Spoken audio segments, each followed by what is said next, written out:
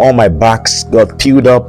I had cuts everywhere. My eyes, my back to my buttocks peeled off. Hello, good day, everyone. Okay, so I've been saying I was going to talk about my second experience entering a one chance bus.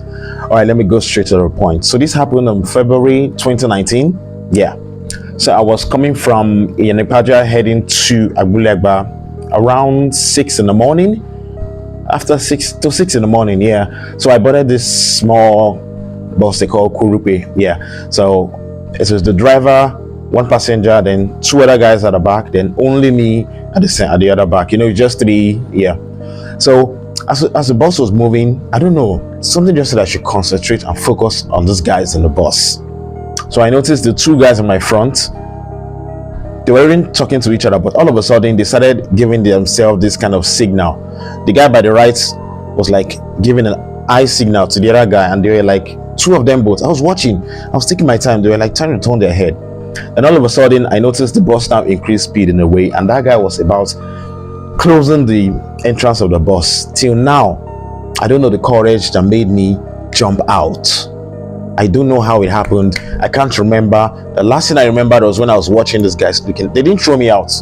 The last thing I remember was when I was watching these guys giving themselves the signal.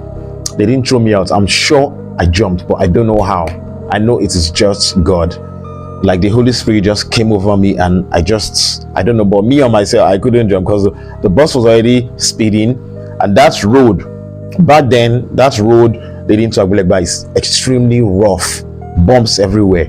Imagine, so I jumped out of the bus and I tumbled. All my backs got peeled up.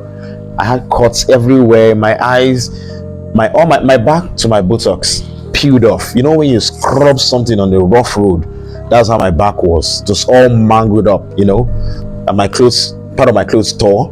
Then thank God there was not a car at the back coming. Supposing when I jumped and there was a car at the back, that car would have clammed me, and I would have been unalive by then.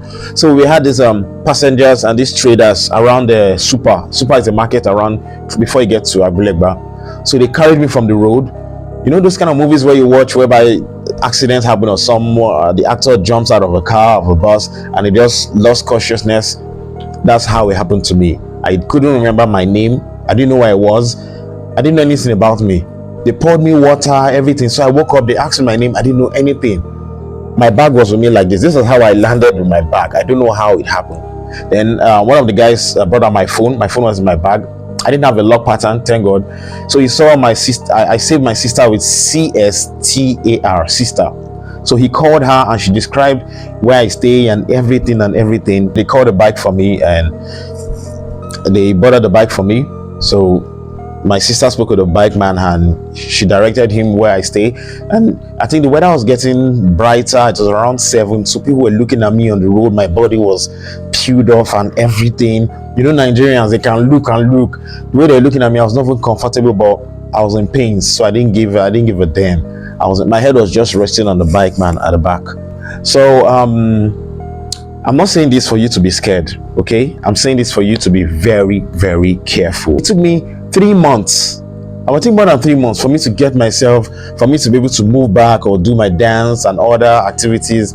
Even after the 3 months, I wasn't 100%. The worst was my back.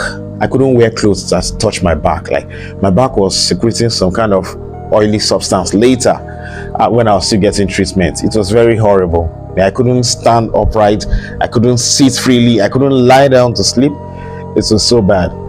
So please, guys, let's be aware of our surroundings. And like I said on my other post, avoid AirPod, earpiece, big headsets.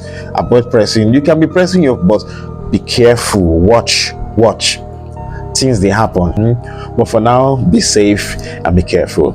Love you all. Peace.